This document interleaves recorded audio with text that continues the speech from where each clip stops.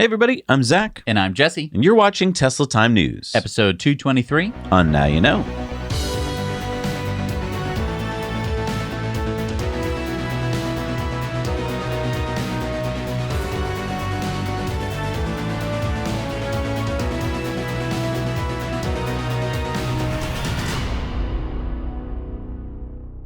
We're brought to you, as always, by our amazing Patreon patrons. If you want to help support this show, then you can head over to patreon.com/nowyouknow and support us for as little as $1 a month. It really helps, and we have some pretty awesome perks, so go check those out. And we're sponsored by BigBattery.com with the best battery prices in the USA, guaranteed. If you've got something you need to power, from homes to cars, RVs to boats, and much more, BigBattery.com has got you covered, offering the newest battery tech. So use our code NowYouKnow to save 5% off your purchase today at BigBattery.com. And we're sponsored by our friends at Lesser Evil. I feel good about munching on Lesser Evil snacks. Yeah, all the ingredients are natural and healthy. We all snack, so let's do it Lesser Evil. All available on their website at lesserevil.com. So on December 9th, Starship took off on its first test hop. This was Starship serial number 8, or SN8 as it is lovingly referred to by SpaceX fans. It was a 50-meter tall stainless steel test rocket made by SpaceX. It took off under the power of 3 methane and oxygen full-flow Raptor engines and ascended to 12.5 kilometers, or 41,000 feet, nearly 8 miles in the sky. Then it proceeded to belly flop back down to Earth. And a couple of interesting things during the flight. They shut off engines as they went up. Why'd they do that? So normally when you launch a rocket, you're trying to get to space. So you usually don't shut off any of the rocket engines until you get to space. And one of the interesting things with rockets is that as you go, the rocket gets lighter, but you're still putting out roughly the same amount of thrust. So the speed of acceleration is going to be higher and higher, and you're going to put more stress on the vehicle. So in order to reduce stress on the test rocket, because this wasn't what they were testing, they shut off rockets as they went up. So wait, why do they shut off the engines as opposed to just throttling them back? Well, there is a minimum amount of thrust that an engine can put out. And so you can't just throttle it back to almost nothing. You have to kind of shut off the engines. So that's kind of an advantage of having 3, I guess. So next up was the belly flop. And the judges... It was a picture-perfect belly flop. Now, from the camera view that we saw, it looked like some kind of Frank Gehry building falling out of the sky with style. The interesting part is that it was actually steering. So the fins on the side of the rocket were able to control the fall and lead it to the landing pad. Now, this belly flop will eventually be used for re-entry, which is a huge advantage because by having the widest possible configuration for re-entry means that it's going to limit the amount of heat that the rocket actually sees at any one time. And the way it does this is by creating lift. So instead of falling through the atmosphere like a stone, it's going to slow itself down as it falls by kind of acting like a plane, more of a falling plane. And so it kind of uses that lift to slow its descent back down to Earth. Oh, kind of like the space shuttle used to do. Kind of, yeah. Now, this slow descent leads to less heating, meaning that the heat shield of the rocket will see less wear and tear, meaning that it will be more reusable. So the next event was the flip, and this is probably the most exciting intentional rocket maneuver since the twin relanding pencil dive of the Falcon Heavy. This maneuver flips the rocket into a landing position where, in this test, the rocket slammed into the landing zone and exploded. Now, why did that happen? Well, there wasn't enough pressure in the header tanks. Pressure in the header tanks? What does that mean? Let me see if I can try and explain. Okay. So here, let me try and explain. This is the rocket. We're using Elon Musk's favorite type of chalice, which is, of course, the mason jar. So when you have a rocket and it's taking off normally, all the fuel is going to be in the bottom of the rocket, right where the engine's going to be, shooting off all that engine juice. Makes sense. Now, problem is, when you're doing a belly flop, the fuel is not next to the engine. And so the problem with this is, and this happens in all space missions, even when you're in 0G, imagine the water all floating around in a particular thing, you need to do something to get the fuel to the engine side.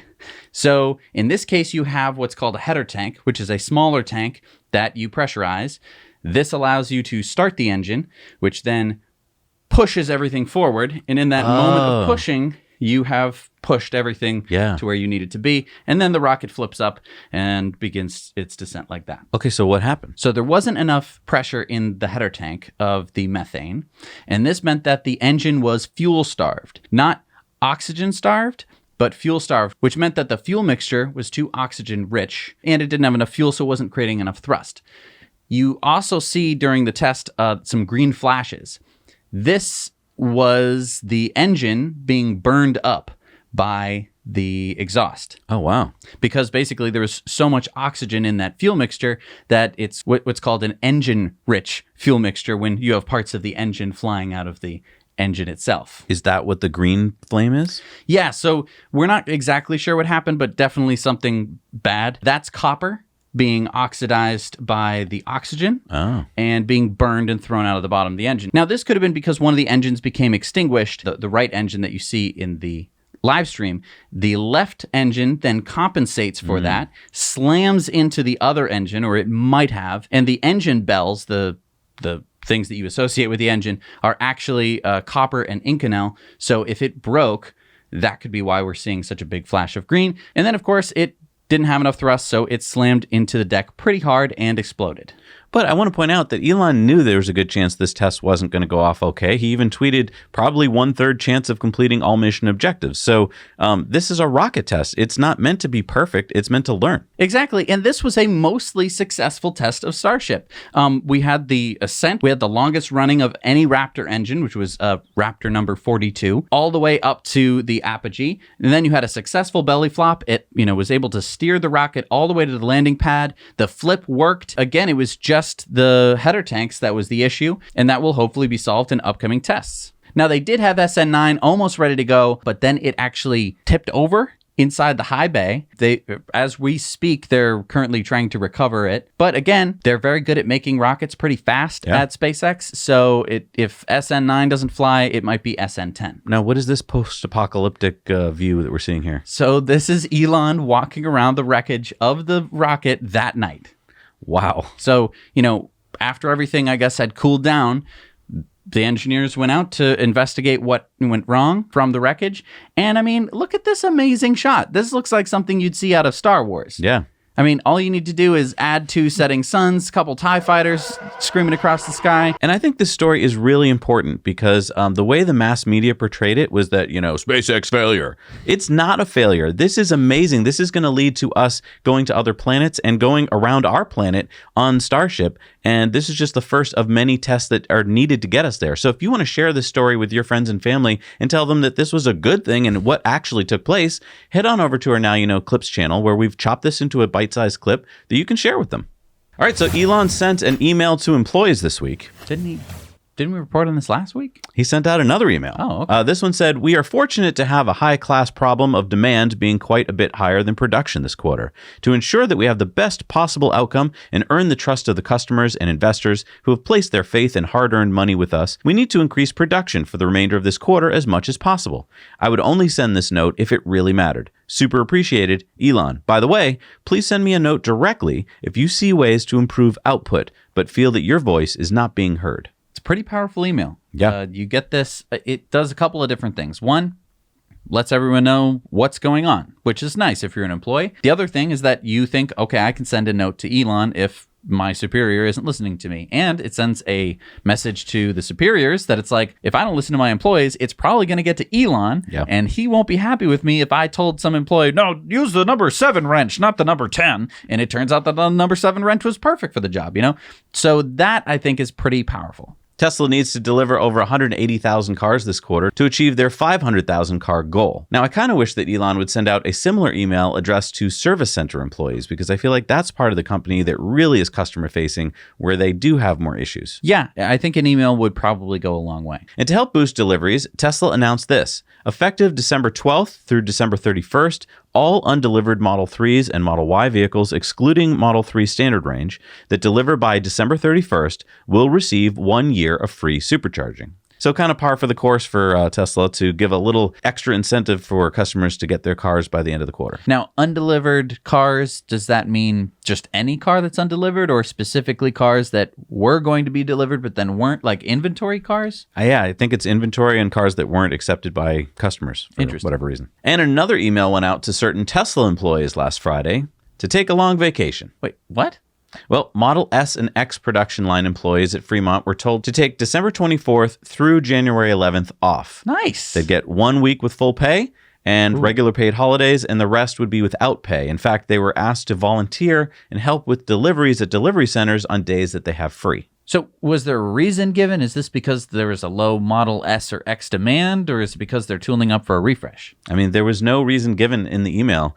The last major refresh for the Model S was in 2016, so it could be that they're planning that. But the other reason could be that Tesla won't get that last week of production that's made on the line this year out this year. So maybe they figured, hey, why bother building it if we're not going to get to count it this year? I don't know. Also, it's a good time to work on the production line since it's around the holidays. So maybe they're just kind of refurbishing the line, fixing up robots and stuff. I don't know. Let's do a Patreon poll and see what you guys think. Are they doing this because they're going to be refreshing the Model S and X, or are they doing this because there's been a lack of demand?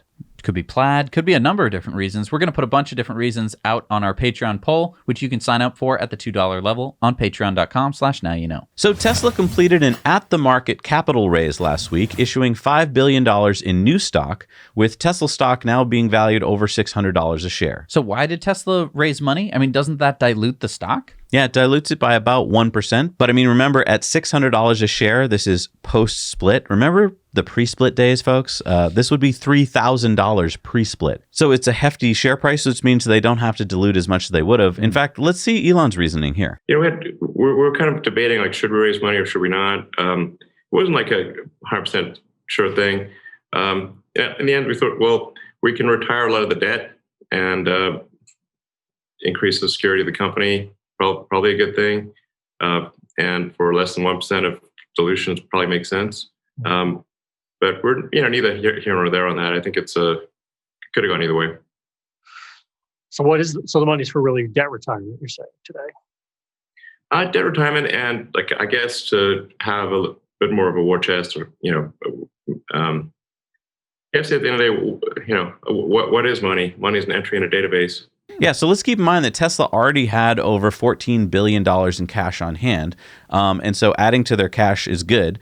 But they also had $12.7 billion in debt obligations, and it had been growing, which was increasing their interest payments to $685 million in 2019. So by paying down some of that debt, it's a great idea. It strengthens their balance sheet, it lowers their interest payments, and maybe they kept $1 billion or $2 billion on hand for building out some more gigafactories. Wow. And Tesla wasn't the only company to do a capital raise. NIO just announced a $2.5 to $2.9 billion raise, selling 69 million shares. And I mean, we're seeing pretty much all-time highs for both Tesla and NIO, so kind of makes sense. Why wouldn't you raise money now? So according to the China Passenger Car Association, or CPCA, Tesla sold 21,604 made-in-China Model 3s in November. That's up from the 10 to 12,000 cars that they usually make every month. So that's quite an increase. Yeah. Model 3 is the second best-selling EV in China, right behind the $5,000 Huanggang Mini, which we've told you guys about before. And we don't really think it should be counted in the same class since it's kind of a glorified golf cart.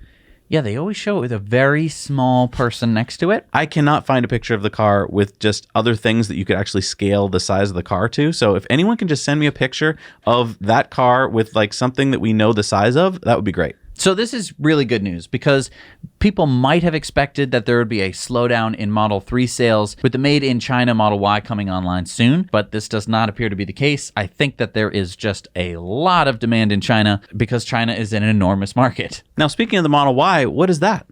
That is at the China Gigafactory, and if you look close, those are Model Y castings. So so they shipped some over from Fremont? Well, they might have, but they probably made them.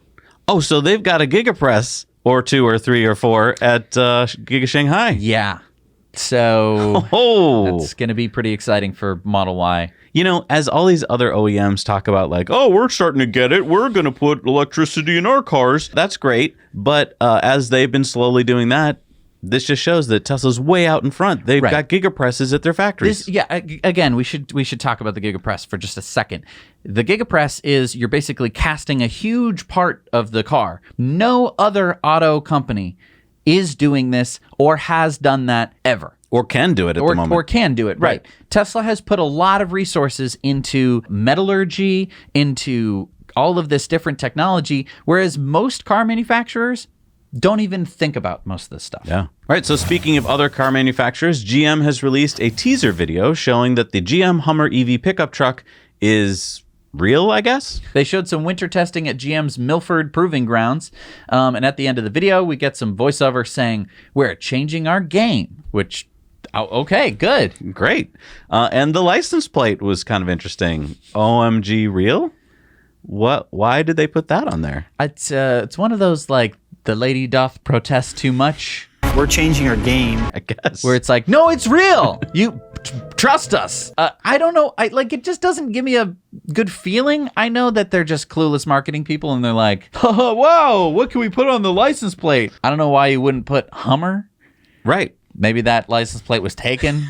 I don't know. So the GM should be coming out with the high-end version of the GM Hummer EV next year, with a small quantity being produced. We don't know how many. And the base version won't be coming out until 2024 with a starting price of $80,000. And keep in mind, it has 350 miles of range, which is pretty cool.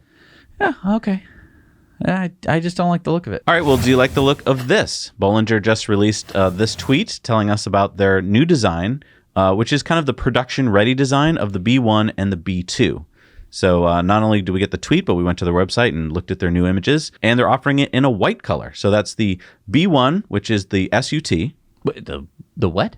Oh, the sport utility truck, they're calling it. And the B2, which is their pickup truck. So we're seeing it in white for the first time. The Bollinger has a starting price of $125,000. And I'm not sure I like the B2 pickup truck design. To me, first of all, I'm not feeling the white color. And also, it kind of looks like a Lego truck. Like, I love Legos, don't get me wrong. But like, their first design to me was great. And then this seems to have kind of ruined it.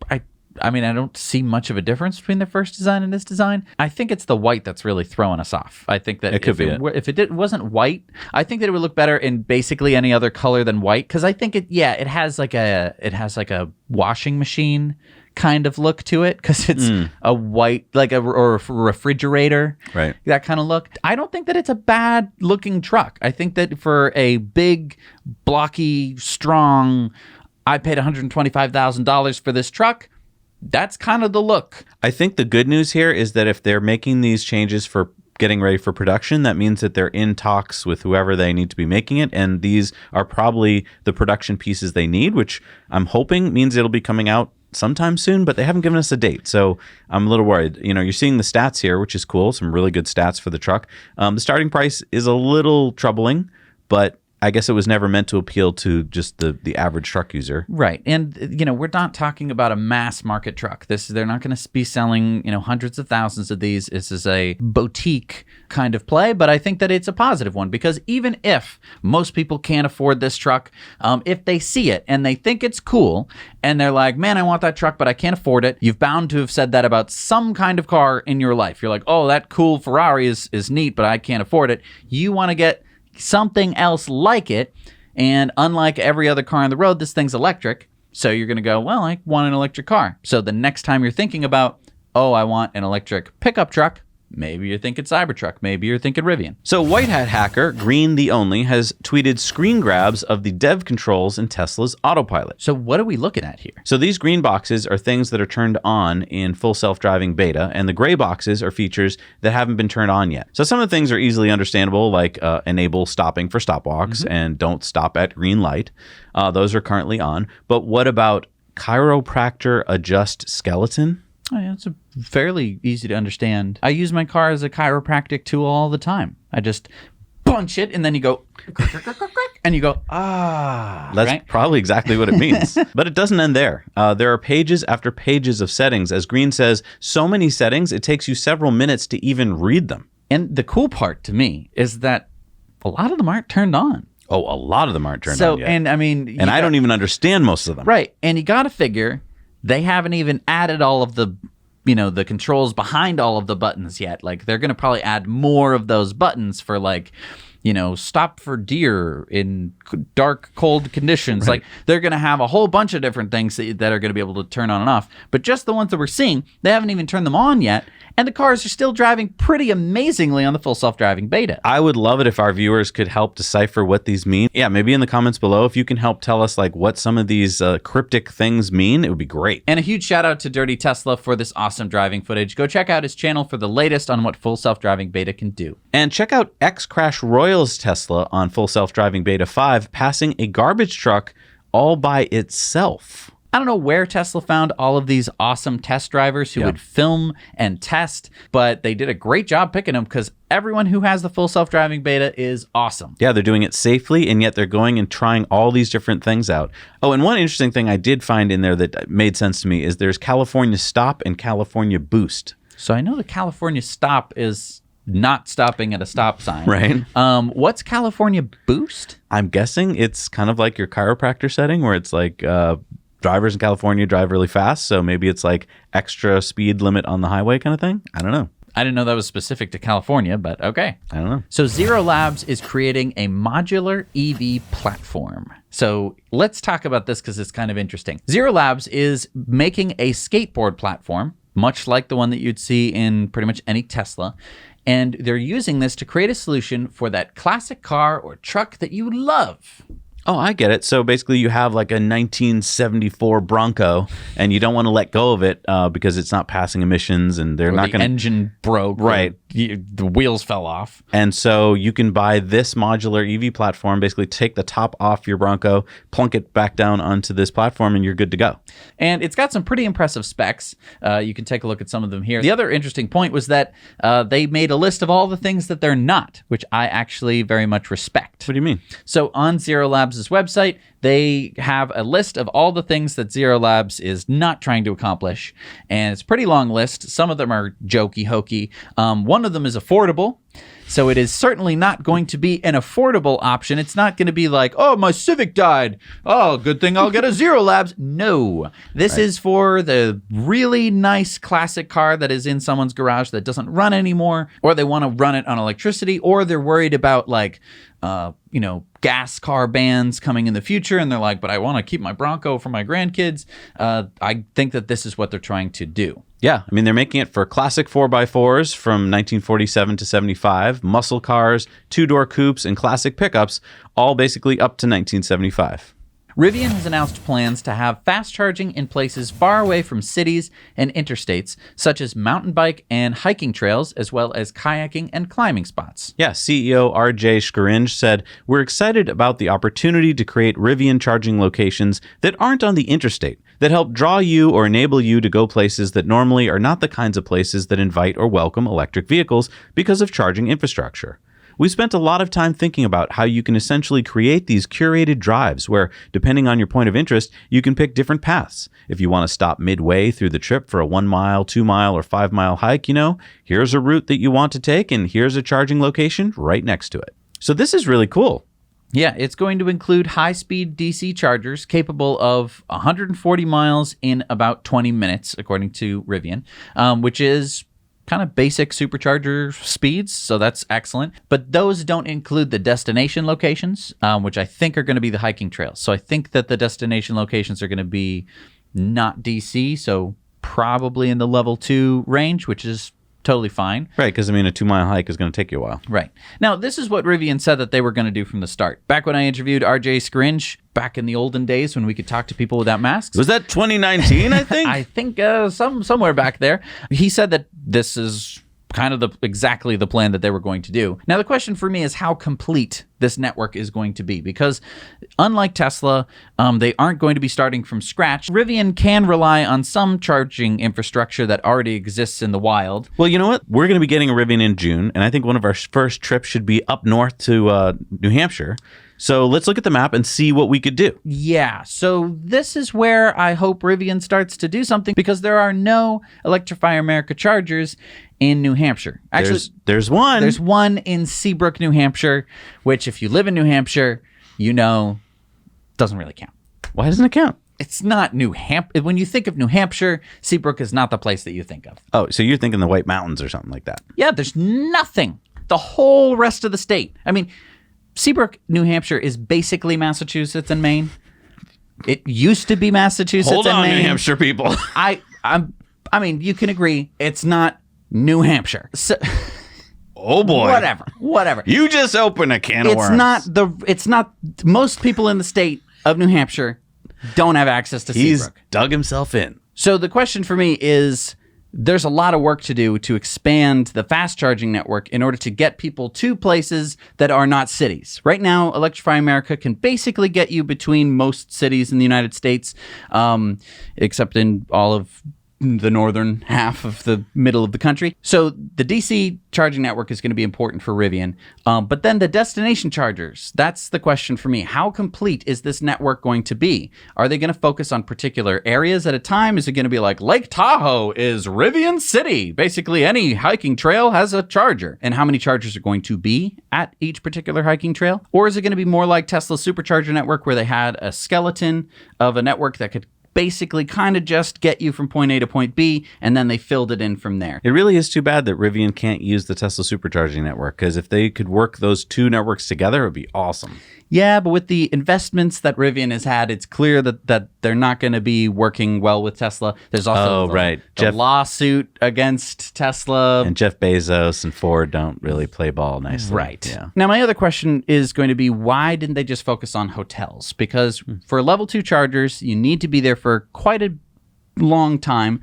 And I totally get that a 5-mile hike. Because if you drive a Rivian, you don't stay in a hotel. Ah. You stay out in the woods. So you go hike. Well, fine. That's fine. Some kind of, out there campground kind of parking lot thing. Totally there. And my last question is going to be, who would be able to use these chargers? Is it going to be only Rivian because Rivian put them in? No, I think they'll be open to everybody. You think so? Can you get your Leaf into the middle of the woods? Who knows? You could get a Bolt. It'll probably be a level 2 charging station. Right. So I think Tesla's Cybertrucks and Hummers should be able to use them. I think that Rivian's going to shut that off. I don't think they're going to want it. We'll see. That's what Tesla did, right? They built the network and they don't let anyone else use it. Yeah, we'll see. Tesla Time News is sponsored by EcoWare. So check out the new T-shirt.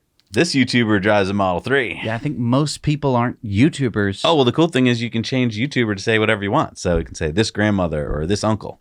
Oh, all right. That's pretty cool.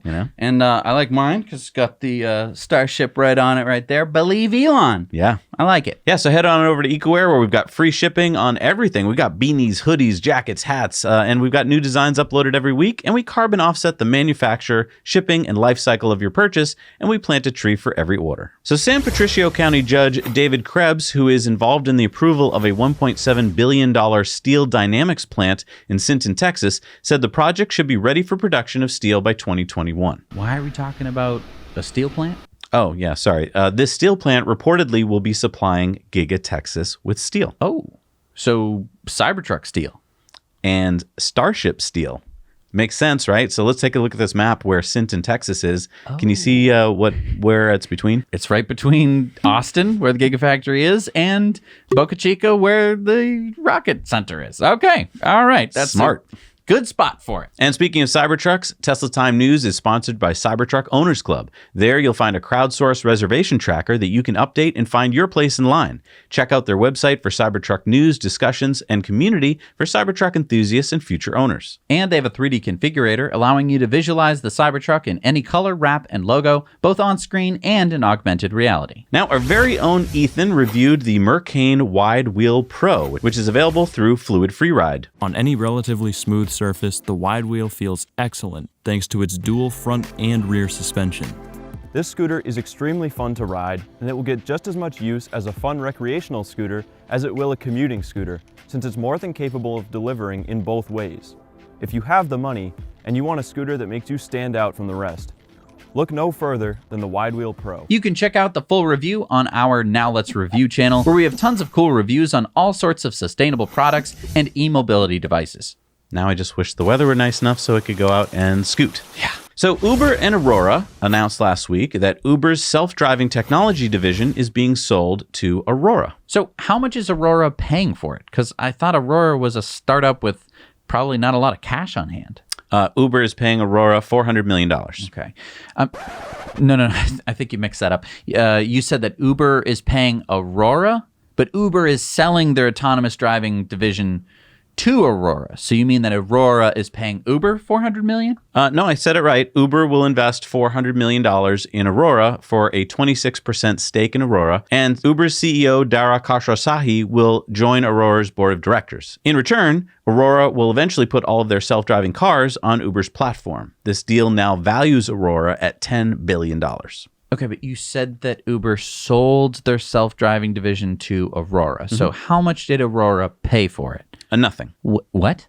See, Uber is hemorrhaging money. So to keep their divisions alive costs a lot of money. So they figured out this deal that would at least get them something back in return. This money that they're hemorrhaging is money that Uber doesn't have. And so this way they get to take in a self-driving company, but they reduce their risk. Now, wasn't Uber sued by Google's Waymo for stealing trade secrets about full self-driving? How does this factor in? Yeah, Uber's lead autonomous engineer, Anthony Lewandowski, was recently sentenced to 18 months in jail for the crime. It could be that without Lewandowski's leadership, Uber's autonomous division was floundering. And so I'm kind of not sure here whether this was a good move by Uber. I mean, yes, they're definitely losing money and they need revenue, but at the same time, was this a good move? I don't know. Comment below whether you think it was a good move by Uber or not. And in another Uber story, Uber is also giving up on their dreams for a flying car division. They're handing over Uber Elevate, their flying car project, to the Santa Cruz, California-based Joby Aviation. Again, Uber will be investing $75 million this time into Joby, which is currently developing a flying car. In a letter to employees, Uber's CEO said, "I know there are questions about whether Uber has any big, bold bets left. I understand that question, but I think it misses the big, bold bets right in front of us to become the undisputed global leaders in both mobility and delivery." So wait, Uber's just giving another division to some startup company and with cash? Yeah, so I mean, Joby will acquire Uber Elevate's tech and staff. The price has not been revealed yet, but it's likely also zero. This is because Uber is hurting. I mean, take a look at their monthly active platform customers. It's way down. Their revenue is way down. Basically, they're hemorrhaging cash, so they had to cut those two divisions loose. And now you might be looking at the monthly active platform customers and saying, okay, well, this is all because of COVID. But if you take a look at their balance sheet, they've basically always been losing money. Right. So they gave away two divisions of two arguably future technologies to startups, I guess with the promise that they're going to play ball with Uber in the future? I mean, Uber did get a stake in those startups. So, I mean, that's basically what the trade was about. And so if those startups do well, it's going to help Uber overall. So, I mean, maybe it wasn't that bad a move, but it definitely hurts their face, right? I mean, they, were touting these two big divisions within their company, and now they're just going to focus on Uber mobility. Looking at it inversely from Aurora's perspective, this is just a great little cash infusion plus, a bunch of assets that Uber's just gifting to you. And the same thing for Joby. I don't know. This is kind of weird. There's a whole lot of stuff to talk about on our investor club. Yeah. So VW has announced that it's installing new DC wall box chargers that charge faster than level 2, but slower than level 3. So it's level 2.5, I guess. I mean, level 2 is usually up to 11 kilowatts AC, and that's usually 6.6 kilowatts. And level 3 is usually DC, and it's usually 50 kilowatts and above. Right. All the way up to, 300 kilowatts. Right. And I mean, if you're not an EV driver, a lot of these numbers just seem like gobbledygook. Once you start driving an EV, you start to realize, what they mean. This new wall box is 22 kilowatts. So it's right in between the 6 and the 50. And so to give you some idea of, what this actually means, a Model 3 or a Model Y charging from, say, 0 to 100% would take about 3 hours with their new wall box. Or if you had an ID3, that would take about 2 to 3 hours, depending on your battery size. Another way to think of it would be about 100 miles per hour of charging. So you get 100 miles of range per hour of charging. What's exciting to me about these boxes is that they're bi-directional. That means not only can the car get a charge, but the car can give power to the box, which then gives the power to the building or the grid. And 22 kilowatts is nothing to scoff at. I think that could power most sized homes for at least, 2 to 3 hours at maximum output. Yeah, I mean, most gas generators that you get for your house are in that range, in the 12 to 20 kilowatt range. So this would power most houses. I think they've kind of hit the nail on the head here. 22 kilowatts is kind of the perfect sweet spot between faster than you need and slower than you want. Right. And so I really think they've nailed it. Well, so this is awesome. So, I mean, how many chargers are they installing, and, when can we start using them? Well, they're installing all throughout Germany. That's awesome. Wow. Yeah, 20 of them. 20,000? No, 20. 20. Just 20 chargers. Yeah. In all of Germany. Yeah. Not Here's the map. Not Germany, Texas. Germany. Well, I mean, this is, come on. This is Deutschland. this is to support their VW ID3, I'm sure, and ID4. Yeah, I mean, it's a test. They want to make sure it works. It's a test. Yeah. Okay. I mean, at least they're calling it a test. I think it's because this is kind of showing their true colors. I mean, I think what they should have done was just dove in and said, like, we're going to put 500 of them in or 1,000 of them in. But, But what if they all didn't work? You got to test stuff. I mean, Otherwise, they're you don't going to know work. I mean, come on. I've been to enough chargers to tell you that some chargers just stop working. I think the reason they're doing the test is to see if customers will like it. So, okay, are customers going to like it? How much do they cost? There's no cost figures. So then how would they know if customers would like it? Because, I mean, we don't know what this is going to... How much would you be willing to pay for a 22 kilowatt charger? I mean, there's the box itself, and then there's the installation. You have to get 22 kilowatts of a lot of power to the box. Right, yeah, that's a pretty big electrical project. I mean, is that three-phase? That's... Yeah, it's probably three-phase because it's in Europe. Okay. Oh, well, yeah. So it's easier for Europe. So we're probably not going to see this in the United States. Probably not. Crap. Okay, you ready for this? What? Hyundai has a new video out that's teasing their upcoming all-electric Ioniq 5 mid-size CUV being launched in early 2021. Are you ready? Yes. I love new electric cars. Let's see it. Here you go.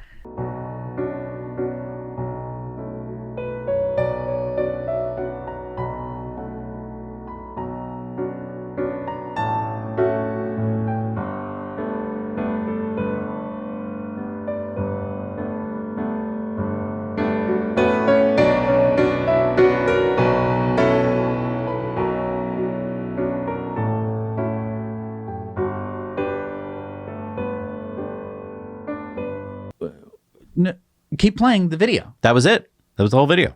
No. We didn't get to see the car. That was the new Horizon EV.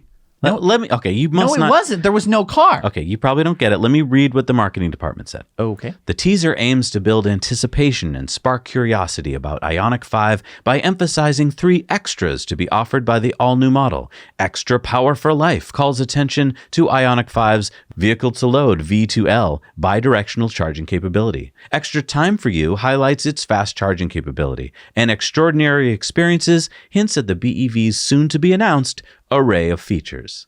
So now do you get it? Well, no, because I wanted to see the car. Because they said that they were going to show me the car. I think it probably went something like this. Great, okay everyone, this is so awesome. We've got everything done for the video. Let's go over to the engineering department and see the car. Is everyone excited? Wait. Okay, let's go. Wait. Okay, hi team. Where's the car? We're so excited to see it. What car? What What's are you all talking that about? duct tape? What is all that duct tape? We're just we told working you we on were the- coming on Friday to film the car. Where's the car? We're just working on the charging system. No, What car? We're putting the car into the What teaser car? video. There's no car. The Ioniq 5, the car you're working on. We don't have one. Why? We haven't built it yet. We're still working on the battery packs. Oh my goodness, we're gonna have to rework the whole ad. That would be giving them too much credit. I don't think that that's what it is at all. I think that marketing people have their own language and their own way of thinking about the world. Their brains are wired differently. And Let us this know in the is- show notes. Yeah, are we wrong here? When this teaser comes out, does this excite you Who in is any it way? for? Right, yeah. Who is this for? Because you can't put that. They're not going to put that on the internet, or they're not going to put that on TV. They put it on the internet. Okay, they're not going to put it on TV for you to watch and be like, "Oh, wonder what that is." Because there's nothing. There's nothing of substance. It must just justify their department. I don't know. They're just like, here's our video. You're right. It's probably an internal thing where they're just like, oh, quick, we need to get something to the boss, but obviously we don't have any, but we do actually know what the car is going to look like. I mean, we've got these teaser images, but I don't think that's what it's going to end up looking like. And they probably don't want to put that in the teaser because they know it's not going to be what it looks like. Well, that hasn't stopped Okay, any here, company ever. I will from give doing some it. positive stuff. Yes. I'm really excited to hear about their V2G capabilities. Basically, mark my words, V2G is going to be a game changer. This is going to be huge, and it's something we're not hearing about from Tesla yet, either because Tesla doesn't really want to focus on it yet, or maybe even Tesla doesn't get it yet. I don't know.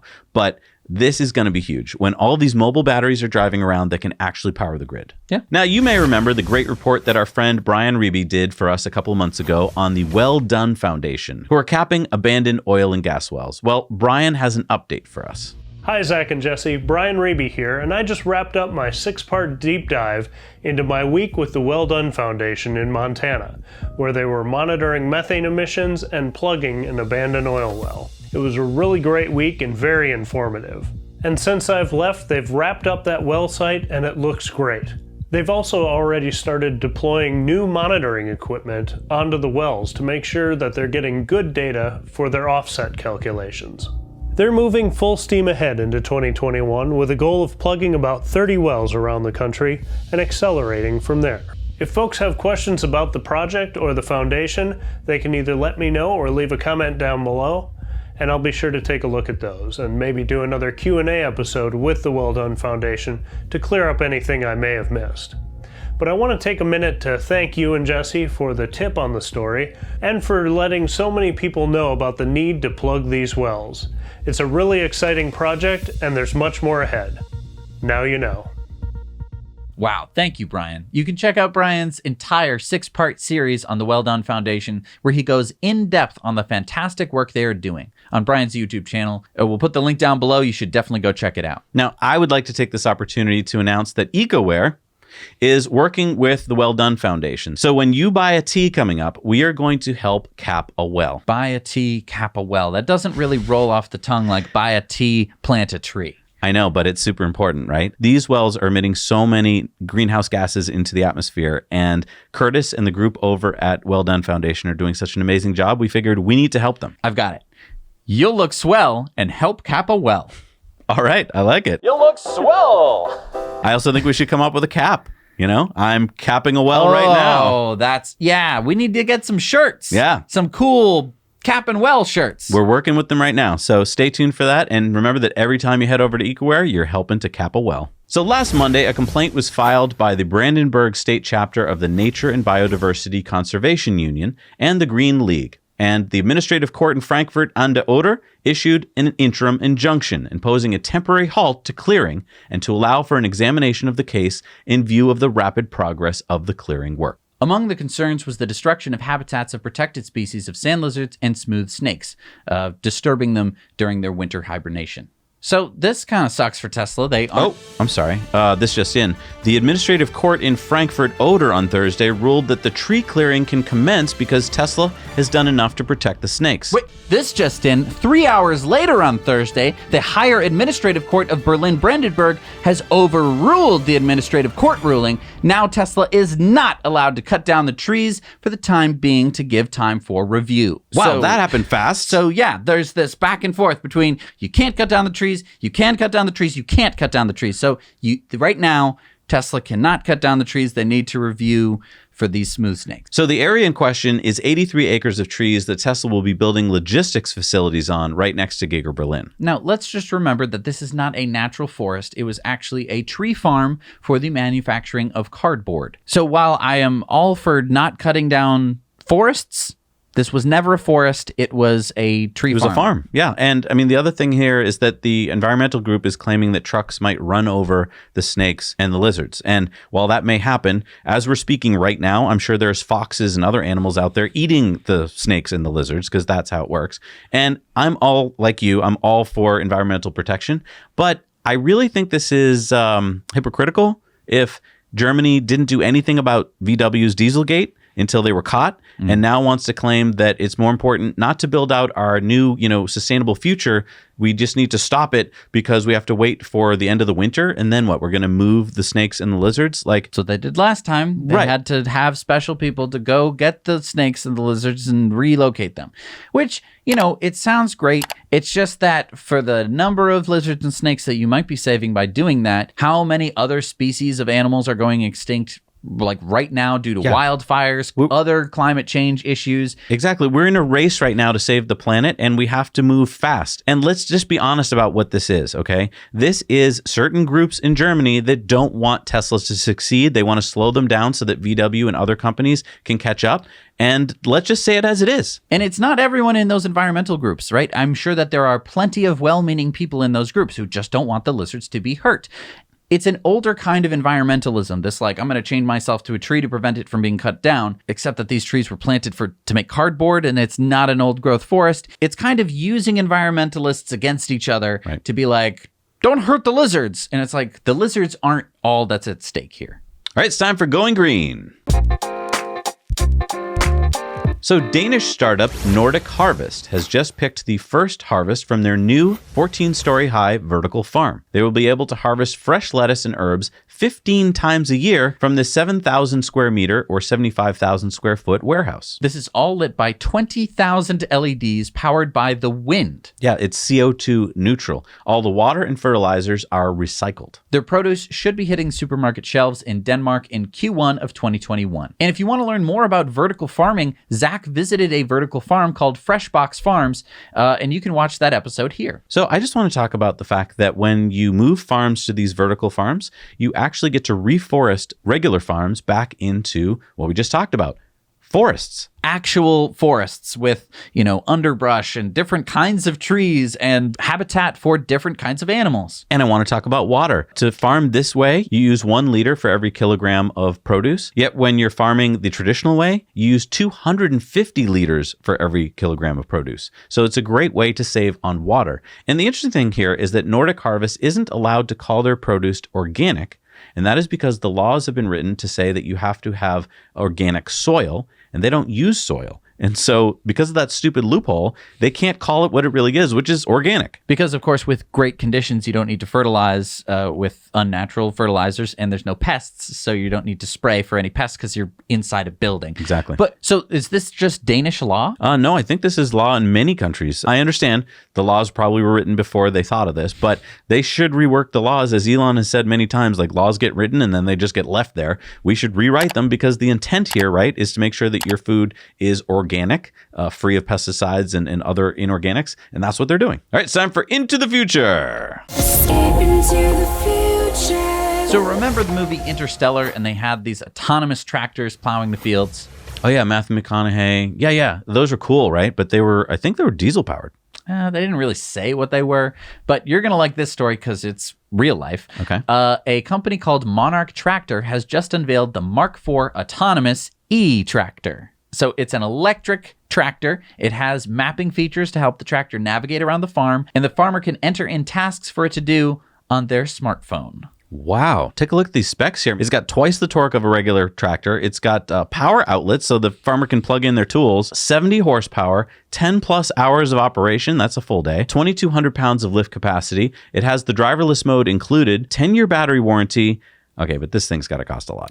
It's starting at $50,000. Now, that's pretty reasonable. I don't know. I don't buy tractors, so maybe it's a lot more. But you got to imagine it's kind of like having a tractor and a farmhand to drive it. Yeah. Because I mean, look at this. It's driving behind the farmer as if it's like a dog. You know, like it's ready for their use whenever they need it. You're saving time, and again, time is money. And it's not running a diesel engine, and you're not being asphyxiated while you're standing there in the field. And cheaper electricity, easier to maintain, all of the things that we like about electric mobility. All right, so why haven't I heard of these guys before? They've been in stealth mode for the past 3 years. We should reach out to these guys. Already have. With a little luck, we should be bringing you more on Monarch Tractor in a few weeks, so stay tuned. But I mean, check this out. The tractor has 360-degree cameras that are used not only for driving, but also collect up to 240 gigabytes of crop data every day that it operates. So they're currently taking $500 deposits for delivery in fall of 2021.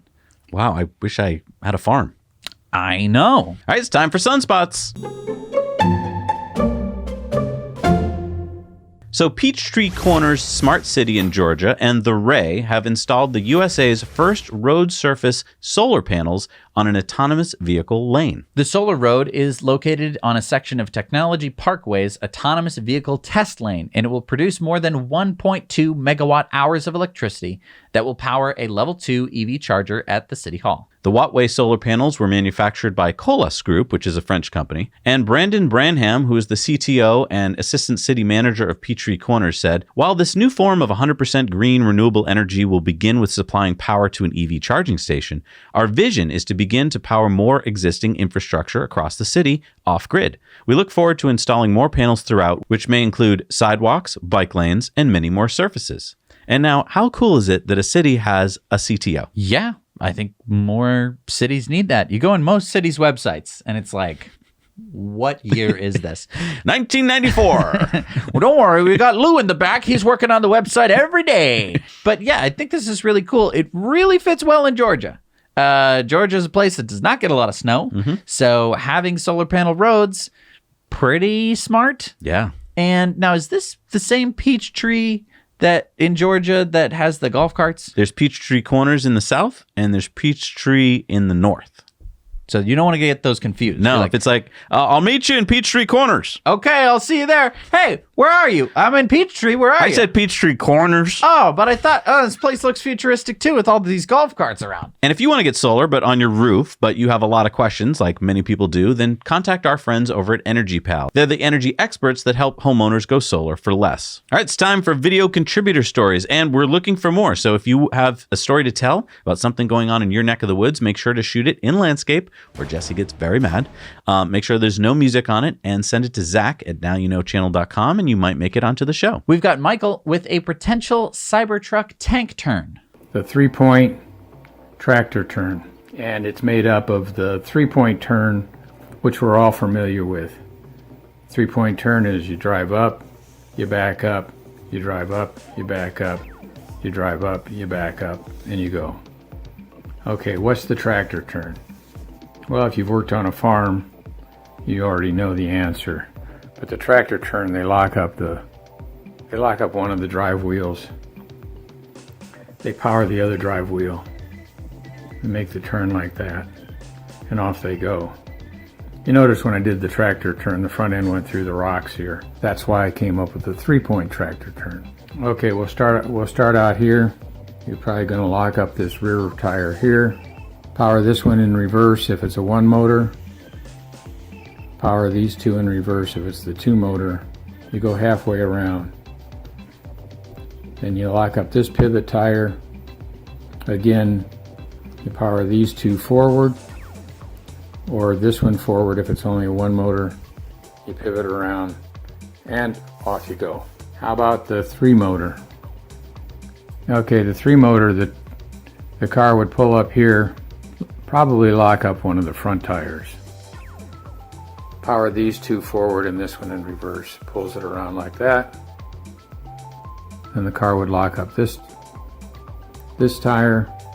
Again, it would power these two in reverse, this one in forward, spin around like that, and off it goes.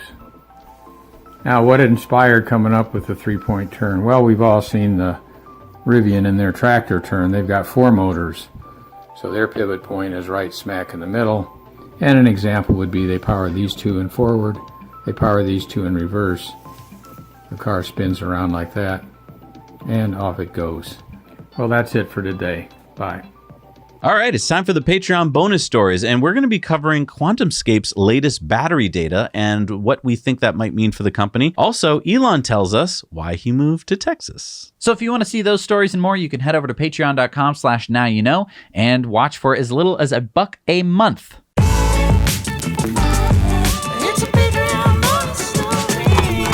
All right, we're back from a Patreon bonus stories. That was deep and awesome. Very long. Yeah. So yeah, if you want to check it out, definitely head over and check it out. Who do we got for our Patreon shoutouts this week? We've got Laszlo Papp, Alex Taylor, Michael Vallicella, Ray Johnson, Prinz Borge, Victor Kessler, Justin Kenny, Russell LePage, Habib Montoya, Daniel, James Hardy, Patrick Riley, Jim Setterholm, Ian Clark, Roax, Thomas C. Ham, Gwagans, and John Bonitz. Thank you so much for supporting us. We can't do the show without you. All right, it's time for Elon's tweets of the week, and he's been busy with launches, so he didn't tweet that much this week. But Lex did say there are 30 trillion cells in the human body. That means 30 trillion living organisms were involved in the writing of this tweet.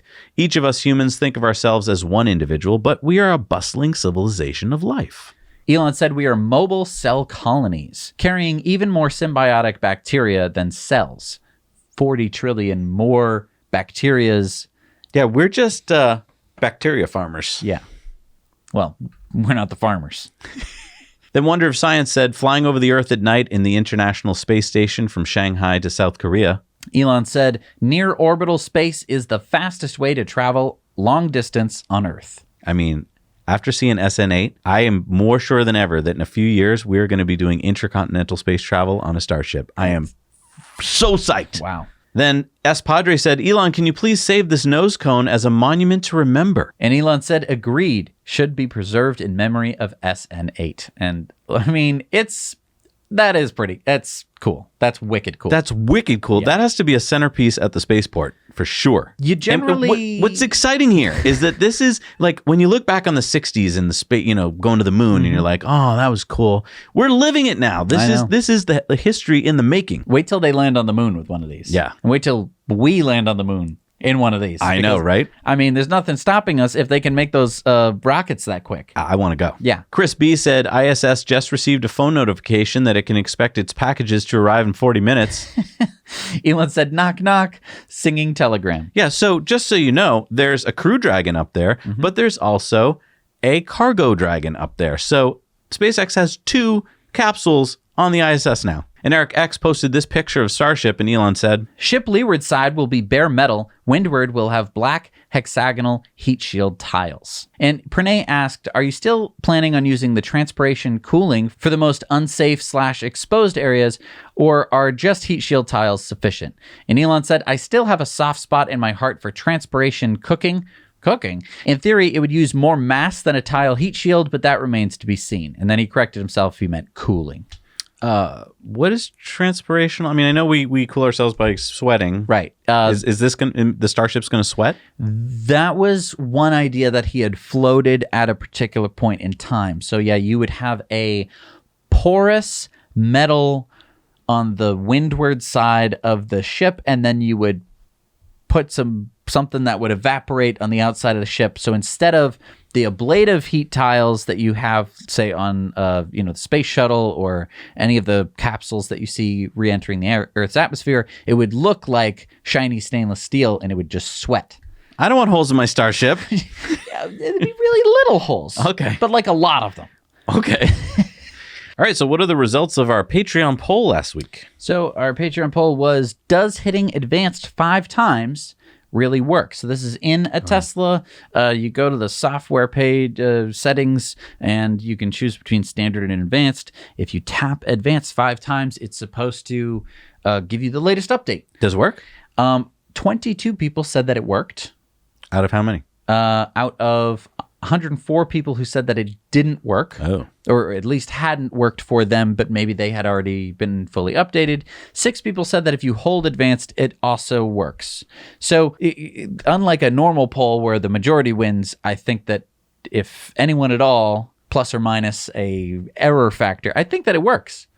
Okay. All right, it's time for community mail time. And hey, don't forget, you can send in your pictures and stories and stuff to us. We would love to hear them. Zach at nowyouknowchannel.com or on our Facebook page or on Patreon.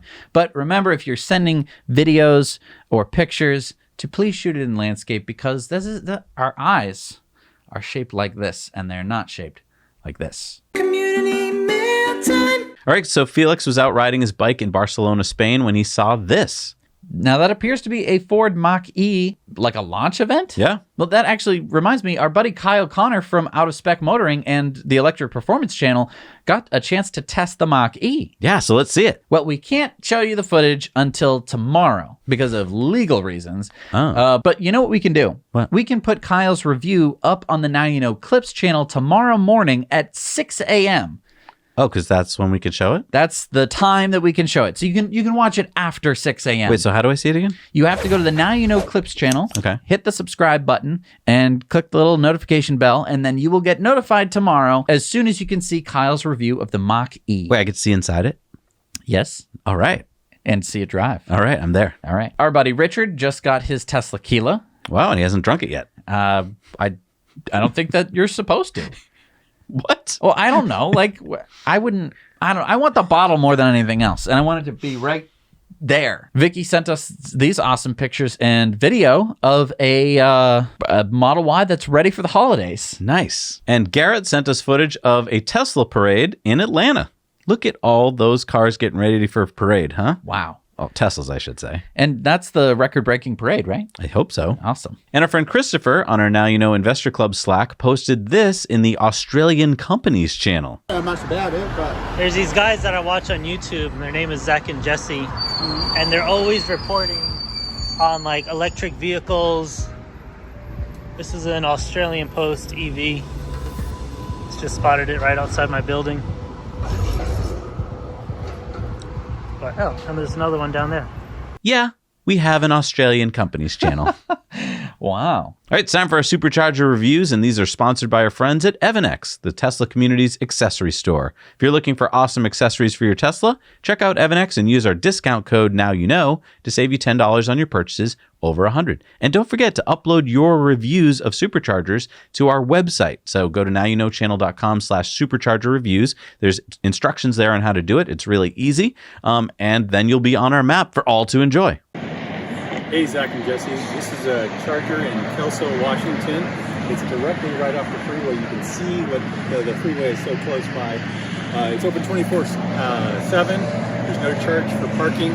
It's a 12-stall, 250 kilowatt charger. There's lots of amenities around. There's a Panera Bread within easy walking distance, a Burger King, Taco Bell, Red Lobster. There's a Target right next to this one. There's a mall right down the way. It's got a lot of gas if you have friends that don't have an electric car. Anyway, so with all the amenities, I rate this a solid 9 out of 12. Sorry, 9 out of 10. And now you know. Thank you. We're here today at the Strasburg, Virginia Supercharger. It's got some beautiful views. A 8-stall supercharger. They are pull-in. All of them are pull-in. That's the Strasburg Supercharger. And I'm going to talk with Luna, and we're going to give it a score, and we'll be right back here to let you know what that is. I want to say we give it a 6 out of 10 because it's got a decent amount of stuff nearby, but a lot of it closes. There we go, 6 stars. 6 out of 10. And of course the view. So let's bump that up to 6.5 out of 10. Because of that view. We'll catch you on the flip side. Wow. I love supercharger reviews. And yeah, there's that map on our website. So head over to nowyouknowchannel.com. You'll see the little section that says supercharger reviews. We have the whole map with tons, but basically every supercharger on Earth. Not all of them have reviews. Although you should go out and do that. Yeah, absolutely. Go find one that's not reviewed near you and review it. Yeah. I don't know. It's such a cool resource that we were able to make through this awesome community. Another fun thing is the most beautiful superchargers in the world. Oh, this one is. Where's this? This one is Mount Shasta in California. That's beautiful. I love trees and mountains and and blue skies. So that's awesome. Yeah, we need more. So if you're near Supercharger next time and you think it's beautiful, send us a picture. All right, where are the new Superchargers this week? We've got the 4-stall urban Supercharger in Seattle at 1201 2nd Avenue, Washington. We got the 8-stall version 3 in Chelmsford, UK. We've got the 8-stall version 3 in Lisbon, Connecticut. We got number 11 in New Zealand. There was number 10 last week. So number 11 in New Zealand. The 6-stall version 2 in Auckland at Sylvia Park in New Zealand. The 12-stall version 3 in Banbury, UK. We get the 8-stall version 3 in Netzgau, Germany. The 8-stall version 3 in Kristinehamn, Sweden. We've got the 8-stall version 3 in Lexington, North Carolina. We have the 8-stall in Aberdeen, UK in Wellington Circle. We have number 26 in Japan, the 4-stall in Kawaguchi, Japan. And number 576 in Europe, 2064 in the world, the 8-stall version 3 in Saint-Hermine, France. All right, it's time for the Patreon giveaway. All right. Let's get that bucket of fun up here. We're giving away a Poster Envy poster. Oh, and this one's cool. This is a sexy poster. All right, let's pick the winner. To get in the big barrel of fun, just be a member of our Patreon crew, and the more you support us, the more times you get in the barrel of fun. And the winner is Chris Babcock. Congratulations, Chris. I need the pen over there. Now there's a close-up. And you made it to the end of the show, and I just want to talk about Patreon bonus stories. I love doing the Patreon bonus stories every week. It is such an awesome chance for us to just speak our mind, be really open and honest. Yeah, we get like closer to you, I feel like, and you to us, because we can just, well, you know, there's things on the main show that we have to get through fast because the show's already an hour long. And so on Patreon bonus stories, we can kind of relax and talk. I mean, I think this week's was like 50 minutes long, which if you're like, I don't want to hear 50 minutes of crap, stop, then you don't have to watch it. Right. But yeah, it's there for you as some stories that we don't tell in the normal show, and we go places that we don't normally go. Right. We can't go on major tangents during the show because we have to keep it to roughly an hour long.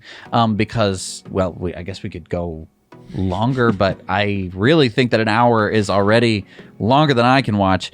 So, I mean, yeah, the Patreon bonus stories is this section where we get to kind of walk logically through different stories of like, okay, so what does it mean for this particular thing? What does that mean 3 steps down the line? And we go on lots of major tangents and we get to some very interesting conclusions. And if you want to support us even more, head on over to our Now You Know Investor Club, where we have a Slack channel, and that is where we've got like 1,000 people talking about all sorts of different subjects to help you invest better. And we have live streams every month, and we have the founder of a startup company joining us on Wednesday, in fact, for a live stream. You're going to get to check out this new EV company that you probably haven't heard of, and maybe even invest in them early. So that's cool. You get to talk to their founder and find out what's going on. And that's exclusive to us. Right. We can't do this show and everything else that we do on YouTube without the support of our patrons. So we want to make sure that it's worth it for our patrons to sign up because, you know, there are a lot of YouTube channels out there that you could go support. And if it's just like oh, thank you, I don't think that that's, you know, very nice. We are able to do a lot basically because of our patrons, right? Because we have a YouTube channel. And we want to thank you. And we want to thank you and bring our community together to accomplish some amazing stuff together. So we'll see you on Wednesday in the Investor Club's live stream if you want to join, and we'll see you Friday on In Depth. And we'll see you next Monday for another Tesla Time News. Thank you so much for watching. Now you know.